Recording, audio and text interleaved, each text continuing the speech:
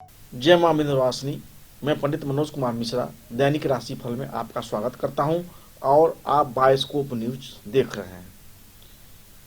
आज मैं आप लोगों को दीपावली के बारे में विस्तृत से जानकारी दूंगा और दीपावली का पूजन किस प्रकार से करना चाहिए, क्या क्या सामग्री आपको चाहिए, वह सब चीज़ के बारे में बताऊंगा। दीपावली पूजन का शुभ मुहूर्त क्या है, व्यापारिक स्थल पर और घर में उसका भी जानकारी दूंगा और किस मंत्र का जाप करना चाहिए राशि के अनुसार, वो सब मैं आपको बताऊंगा। और एक ऐसा उपाय जो सभी राशि वाले चाहें तो वह कर सकते हैं। तो दीपावली का रात्रि जो होता है वह बहुत ही अपने आप में विशिष्ट रात्रि होता है। इस रात्रि में यदि माता लक्ष्मी का पूजा सही विधि से सही तरीका से किया जाए तो जन्म जन्मांतर की दरिद्रता दूर हो जाती है। यह कलयुग है, भौतिकवादी युग है। इस युग में धन चाहिए और धन की देवी माता लक्ष्मी है। लक्ष्मी पूजन के बाद दीपावली में और क्या क्या चीज़ का पूजन करना चाहिए, क्या खास है, वह सब चीज़ के बारे में आपको मैं जानकारी दूंगा। सबसे पहले आज का मुहूर्त, तारीख 12 नवंबर 2023, दिन रविवार, नक्षत्र स्वाति और आज का राहु काल जो है दोपहर में 4:30 से लेकर 6 बजे तक रहेगा। राहु काल में यदि संभव हो तो कोई शुभ कार्य नहीं करें।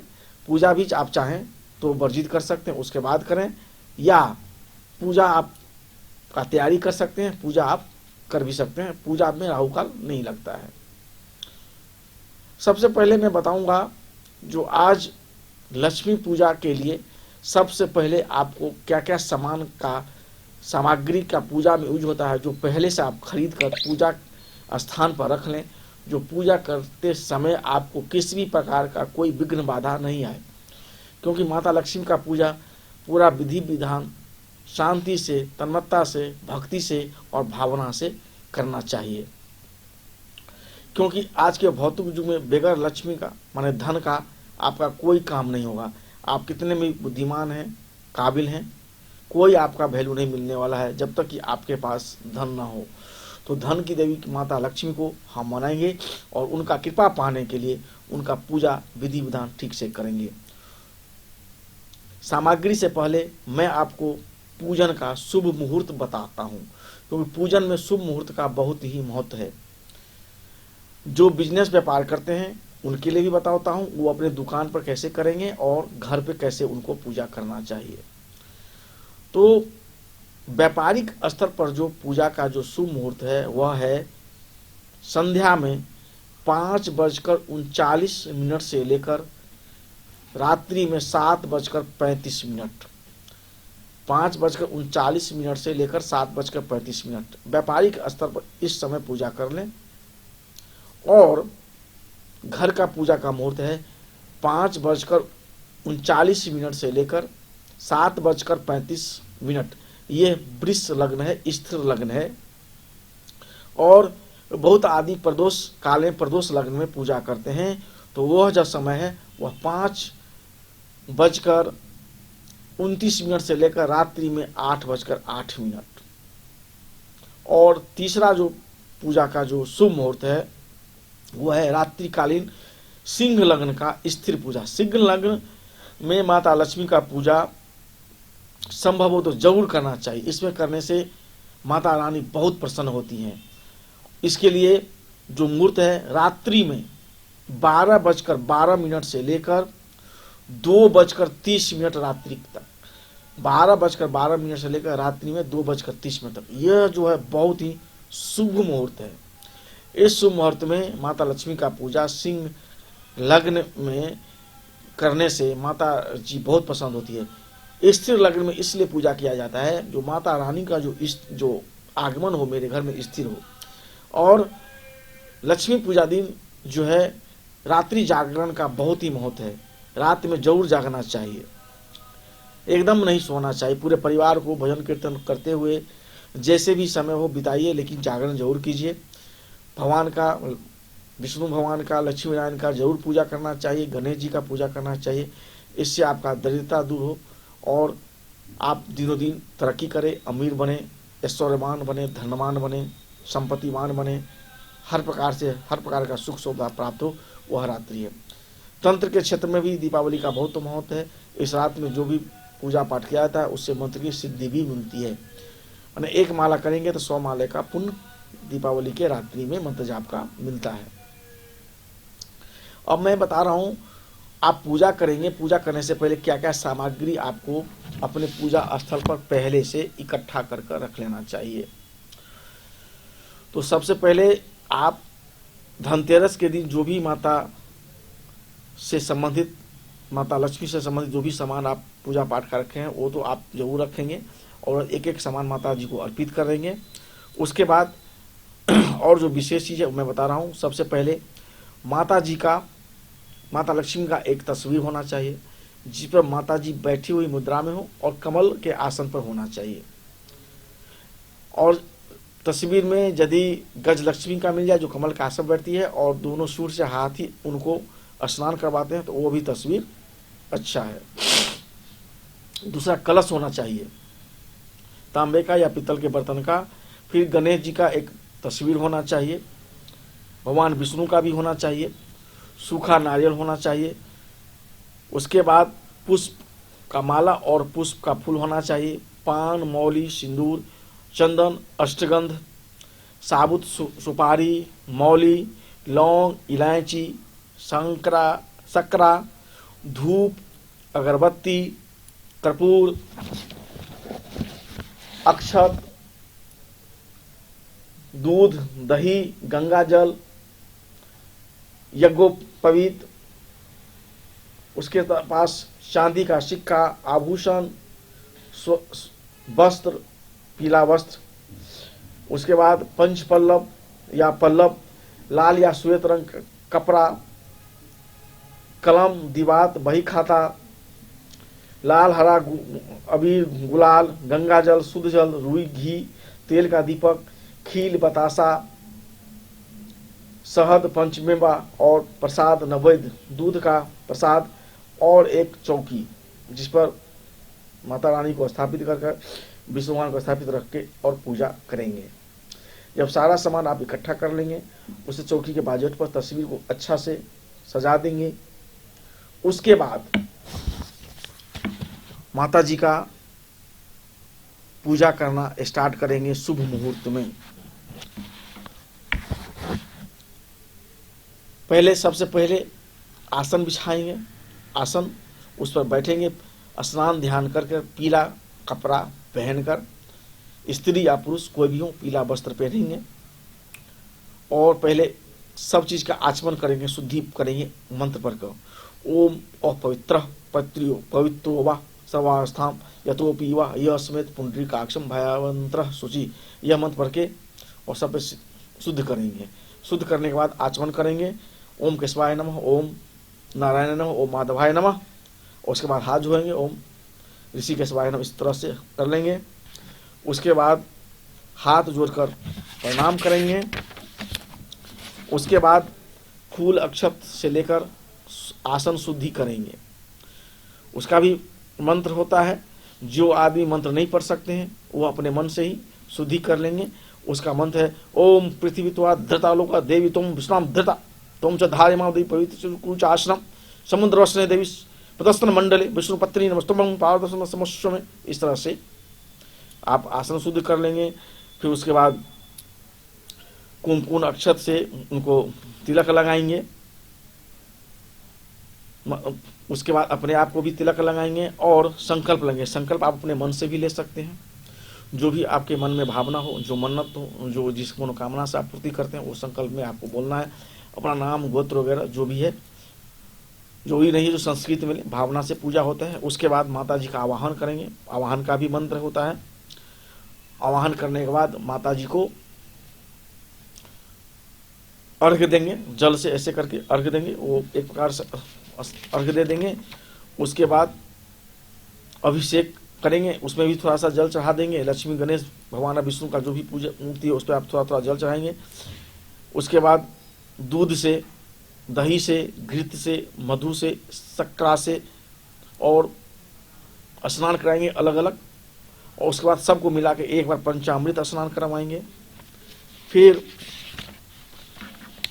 उसके बाद शुद्ध जल से उसको अच्छा से धो धा लेंगे, बढ़िया से पोंछ के मूर्ति को स्थापित कर देंगे। फिर वस्त्र अर्पित करेंगे माता लक्ष्मी विष्णु संयुक्त रूप से। उसके बाद यज्ञोपवीत देंगे, उपवस्त्र दे देंगे, गंध आपने जो खरीदा होगा सुगंध वह उनको थोड़ा सा डालेंगे। फिर नवग्रह का पूजन करेंगे, उसमें 9 सुपारी जो अलग से रख देंगे नवग्रह के लिए। मान लेंगे एक सूर्य, चंद्रमा, मंगल, बुध, बृहस्पति, शुक्र, शनि, राहु, केतु के नाम पर अलग अलग एक जगह स्थापित कर देंगे, थोड़ा सा चावल का ढेर बना के। उसके बाद सब पर अक्षत स्वाद चढ़ा देंगे, पुष्प चढ़ाएंगे, आभूषण जो खरीदे हैं वो चढ़ाएंगे। उसके बाद दुर्वा चढ़ा देंगे गणेश जी को। फिर सिंदूर, धूप दिखाएंगे, दीप दिखाएंगे, और लास्ट में नैवेद्य और जो भी फल फूल आप खरीदे होंगे वो देंगे। उसके बाद सबसे लास्ट में तांबुल पान के पत्ता में उनको चढ़ाएंगे, और कुछ द्रव्य दक्षिणा के रूप में लास्ट में डाल देंगे। इस सब का संस्कृत में मंत्र होता है। आपको चाहे तो नेट पर PDF भी मिल सकता है, लेकिन आप इसी तरह से अपने मन में आप भावना करके कर सकते हैं। और लास्ट में मंत्र का पुष्पांजलि देंगे। उसके बाद प्रार्थना कर लेंगे। फिर लास्ट में क्षमा याचना करेंगे, जो भी गलती सलती हो माफ कर दें। इस प्रकार से माता लक्ष्मी का, विष्णु जी का, गणेश जी का पूजा करेंगे, फिर उनका आरती करेंगे। एक कोशिश करें जो इसी शुभ मुहूर्त में आपका पूजा एकदम से हो जाना चाहिए, क्योंकि शुभ मुहूर्त में पूजा होता है तो उसका शुभ फल मिलता है। उसके बाद जो है दीपावली के रात्रि में महालक्ष्मी का पूजा करने के बाद महाकाली का पूजा अवश्य करना चाहिए। महाकाली का पूजा कीजिए।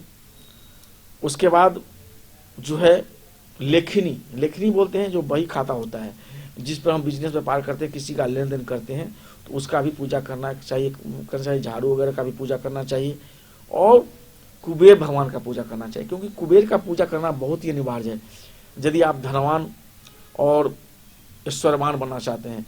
कुबेर की कृपा की नहीं होगी, क्योंकि लक्ष्मी माता का कुबेर जो है वह उनका कोषाध्यक्ष हैं, कोषा के मालिक हैं। आपके टाइम में यदि उनका पूजा नहीं करेंगे तो बहाना मार कहीं चले नहीं जाए। तो बड़े अफसर को खुश करना है तो छोटे अफसर से भी अच्छे रिलेशन चाहिए। इसीलिए यदि माता लक्ष्मी का आपको आशीर्वाद चाहिए तो कुबेर भगवान का आपको जरूर ही उनका आशीर्वाद लेना चाहिए, पूजा करना चाहिए। कुबेर के भी पूजा करने की बहुत बहुत मंत्र और साधना है, तांत्र में भी, हर क्षेत्र में। तो उनका पूजा करेंगे। कुबेर जी का यदि फोटो होगा या यंत्र होगा। और उसके बाद आपका जो भी आपके घर में हो, श्री यंत्र हो, कुबेर यंत्र हो, कनकधारा यंत्र हो, उस सबको धीरे धीरे एक एक करके पूजा करेंगे। और लक्ष्मी पूजा दिन एक विशेष चीज का यह ध्यान रखना है, जहां आप अपना तिजोरी रखते हैं उसको पहले से आप साफ सुथरा करके एकदम सुंदर सा रखेंगे। और दीपावली के रात्रि में पूजा करने के बाद वहां जाएंगे और उस स्थान को पीला कपड़ा बिछा देंगे।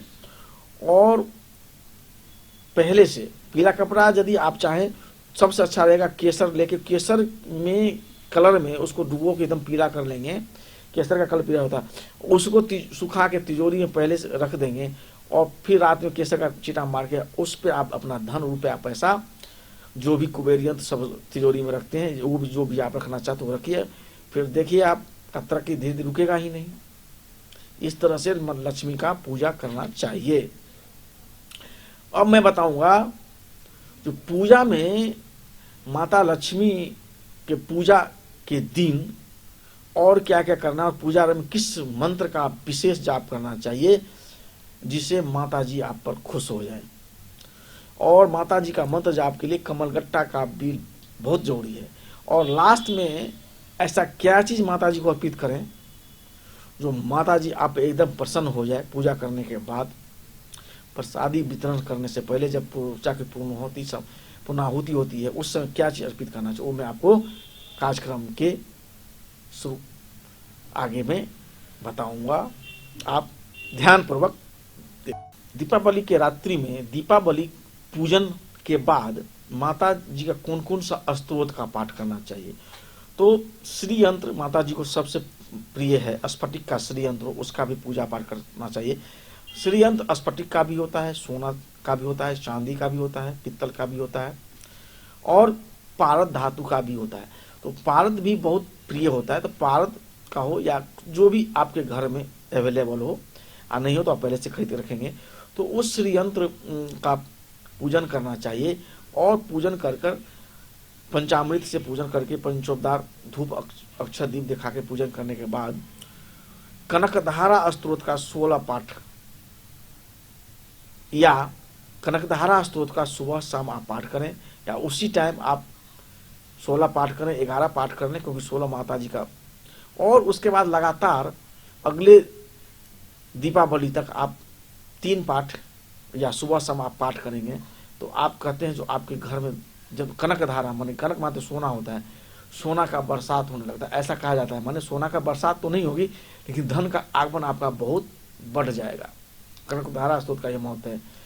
और दीपावली के रात्रि में भी आप श्री सूक्त का पाठ कर सकते हैं। श्री सूक्त माता रानी को बहुत ही प्रिय है, उसमें 16 स्तोत्र होते हैं। उसका यदि आप 16 पाठ यदि 6 महीना तक कर लें, अपने दाएं हाथ से उठाएं, बाएं हाथ पर रखकर तलहे हथेली पर रखकर और उनको बोलें, हे यंत्रराज आप मेरा दरिद्रता को दूर कर दीजिए, आपसे क्या संभव नहीं है। और फिर उसको रख के अपने पूजा स्थान पर या हाथ में रख के ही 16 बार आप पढ़ें तो आपकी जन्म जन्मांतर की दरिद्रता दूर हो जाएगी। इतनी महिमा बताया गया है। और श्रीयंत्र स्फटिक का श्रीयंत्र हो और इसका 16 पाठ आप करते हैं, कम से कम आप 1 साल यदि आप कर लेंगे तब तो आपकी सारी ही समस्या, आर्थिक दृष्टि से जितना भी समस्या, कहीं से न कहीं से कोई ना कोई काम आपको जरूर मिल जाएगा जिससे आप धनवान आप बनेंगे। हाँ, लेकिन काम करने की इच्छा आप में जरूर होना चाहिए। आप घर में सो जाएंगे तो उससे नहीं होगा। कितना भी पूजा पाठ कर ले, कर्म नहीं करेंगे तो कर्म करेंगे तो आपको बहुत तरक्की होगी। आपको तरह तरह के आदमी से कॉन्टेक्ट वगैरह ये सब बनने लगेंगे। उसके बाद माता जी का एक मंत्र है, ओम श्रीम श्रीये नमः, ओम श्रीम श्रीये नमः। यह मंत्र जो है बहुत ही अच्छा मंत्र है। और इस मंत्र का आपको चाहे तो आप संकल्प ले सकते हैं या 1.25 लाख का, या जितना हो, कम से कम 11 माला तो दीपावली के रात्रि में करें। उसके बाद जरूर आपको 1 माला 11 माला प्रतिदिन करना चाहिए। एक दिन पूजा करने से आप धनवान नहीं बनेंगे, ये सत्य है, ये बात आप भी जानते हैं। लेकिन मंत्र में बहुत शक्ति होती है। यदि आप लगातार 3 महीना, 6 महीना, 9 महीना, 1 साल करेंगे तो जैसे जैसे लंबा टेन्योर आपका होगा उससे आपको बहुत ही फायदा होता है। ये एकदम ये भी सत्य है, क्योंकि मंत्र की शक्ति आपको तभी समझ में आएगा जब आप लगातार 2-3 महीना करेंगे। एक मंत्र मैंने बता दिया आपको, ओम श्रीम श्रीये नमः। दूसरा मंत्र आप देखिए, ये मंत्र सब बहुत ही पावरफुल मंत्र है। ओम श्रीम ह्रीम श्रीम, उसके बाद एक मंत्र ये भी है। उसके बाद है ओम श्रीम ह्रीम श्रीम कमले कमलाय प्रसिद्ध प्रसिद्ध श्रीम ह्रीम श्रीम ओम महालक्ष्मय नमः। यह भी मंत्र है। यह मंत्र थोड़ा बड़ा सा मंत्र है लेकिन यह भी बहुत बड़ा मंत्र है। रावण ने इस मंत्र का प्रयोग किया था माता लक्ष्मी को मनाने के लिए। तो यदि मंत्र की बात करें तो सबसे ज़्यादा मंत्र जो है वह लक्ष्मी जी का मंत्र है, क्योंकि बगैर लक्ष्मी का आप कोई पूजा पाठ नहीं कर सकते, कोई शुभ काम नहीं कर सकते, नहीं कोई पढ़ाई शिक्षा कुछ भी नहीं हो सकता है। और ये सब यदि आपसे पार नहीं लगे तो सिर्फ श्रीम श्रीम श्रीम श्रीम लक्ष्मी जी का बीज मंत्र है। जैसे पीपर का बीज से पीपर का पेड़ हो जाता है, आम के बीज से आम का पेड़ होता है, जामुन के बीज से जामुन का पेड़ हो जाता है, उसी तरह यह बीज है, बीज से लक्ष्मी का बीज है। यदि आप इस मंत्र को लगातार उच्चारण करते हैं तो जब आपका श्रीम श्रीम श्रीम 1.25 लाख हो जाएगा, और श्रीम श्रीम करने में तो ज़्यादा टाइम लगेगी नहीं, तो 2-3 महीना यदि आपका इसका प्रयोग करेंगे तो भी आपका लक्ष्मी का आगमन, धन का आगमन होना शुरुआत हो जाएगा। तो सिर्फ श्रीम मंत्र जो है उसमें भी बहुत पावर है। इसको आप साधारण नहीं सोचो, ये परमाणु, ये बम के एकदम छोटा दिखने से लगता है लेकिन एटम की तरह ये विस्फोट कर रहा है, बहुत पावर है इसमें। एक छोटा सा बीज, मान लीजिए इतना छोटा सा महीन सा दिखता है पीपर का बीज, पाकर के बीज, और जैसे धरती में जाता है तो बहुत बड़ा बट वृक्ष खड़ा हो जाता है। तो ये बीज मंत्र का ये बैड हुआ। तो बीज मंत्र को कभी भी आप हल्के में नहीं लेना चाहिए। दीपावली के रात्रि में जो भी चाहें आप पाठ कर सकते हैं। ये सब करने के बाद यदि आपके पास समय हो तो आप सुंदरकांड का पाठ कर सकते हैं, हनुमान चालीसा का पाठ कर सकते हैं, बजरंगबाण का पाठ कर सकते हैं। तो ये सब पाठ करना चाहिए। और दुर्गा सप्तशती के 11वें अध्याय का पाठ कर सकते हैं। दुर्गा सप्तशती के 11वें अध्याय का पाठ करने से धन, मान, सम्मान, यश की जो है वह पूर्ति होता है, धन संपत्ति बढ़ता है। तो 11वें अध्याय का बहुत महत्व बताया गया है। माता जी के 18 पुत्र का नाम ले सकते हैं। यदि आप कर्ज से पीड़ित हैं तो उनके 18 पुत्र का नाम आप लगातार लीजिए, आपका धंधा व्यापार चलने लगेगा। तो बहुत तरह के टोने टोटके हैं जो दीपावली दिन अवश्य करना चाहिए। और मैं आपको बताया था जो मैं क्या ऐसा बताऊंगा, ऐसा क्या कौन सा चीज़ चढ़ाने से माता लक्ष्मी प्रसन्न होगी और उनका कृपा आप पर साल भर बना रहेगा। तो पूजा में एक कमल का पुष्प जरूर लाना चाहिए। आपको पहले से मेहनत करना पड़ेगा, ये सब सारे सामान इकट्ठा करने। कमल का पुष्प को अच्छा से खिला दें, और जब पूजा आपकी समाप्त हो जाए, पूर्णाहुति करने चाहते हैं तो दोनों हाथ में फूल लेके एकदम नतमस्तक के मुद्रा में माता जी को हाथ में चढ़ाइए और एकदम अपना सर झुका के ऐसे करके प्रणाम कीजिए और मन में भावना रखिए, हे माता जी, मैं स्वर्ण कमल पुष्प आपको अर्पित कर रहा हूँ। माता जी आपके भावना से ही वह कमल को स्वर्ण का कमल मान लेंगी, और स्वर्ण का कमल माता जी को बहुत प्रिय है। हर व्यक्ति तो स्वर्ण कमल बना के चढ़ा तो नहीं सकता इस भौतिकवादी युग में, लेकिन भावना से तो हम चढ़ा सकते हैं ना। तो भावना से आप चढ़ाइए, माता जी आपके भावना से ही प्रसन्न हो जाएंगे। यह टोटका आप आजमा के देखिए। आप जब भी माता जी के पूजा करते हैं तो आप ये मन में भावना रखिए, हे माता जी, मैं अपने भावना से स्वर्ण कमल पुष्प आपको अर्पित कर रहा हूँ, आप मुझ पर अपना आशीर्वाद बनाए रखिए। आप करके देखिए। ये सब अजमाया हुआ बातें हैं, मैं ऐसे ही नहीं फेंक रहा हूँ जो पंडित जी ने बोल दिया है ऐसे ऐसे बोल दिया, नहीं, आप करके देखो और आपको परिणाम मिलेगा। परिणाम 1-2 दिन में नहीं मिलेगा, 6 महीना साल भर में निश्चित मिलेगा। आप मेरा मोबाइल नंबर तो आप सब जानते ही होंगे, उस पर नहीं मिलेगा तो आप हमसे कंप्लेन कीजिएगा। आप करेंगे तभी आपको लाभ मिलेगा। और 1-2 दिन की पूजा से नहीं होगा, कम से कम 6 महीना 9 महीना 1 साल करेंगे तब तो आपको समझ में आएगा। बच्चे एक क्लास से दूसरे क्लास में भी जाने में 1 साल का वक्त लेता है, तो उसमें तो आपके कोई धरपरी नहीं होता है। तो फिर पूजा में आज की या कल के बारे में आप क्यों सोचते हैं जब हमको बेनिफिट हो जाए। आज तक मैंने कभी भी पूजा करने वाले को असहाय नहीं देखा है, गरीब कमजोर नहीं देखा है। बड़े बड़े इंडस्ट्रियलिस्ट हैं, अपने घर में मंदिर बना कर रखते हैं, पुजारी रखते हैं। क्यों रखते हैं? तो उससे वातावरण की शुद्धि होती है, उनको ताकत मिलता है। तो ये मंत्र बहुत शक्ति है, बस करने वाला का भावना चेतना कैसा है ये इस पर डिपेंड करता है।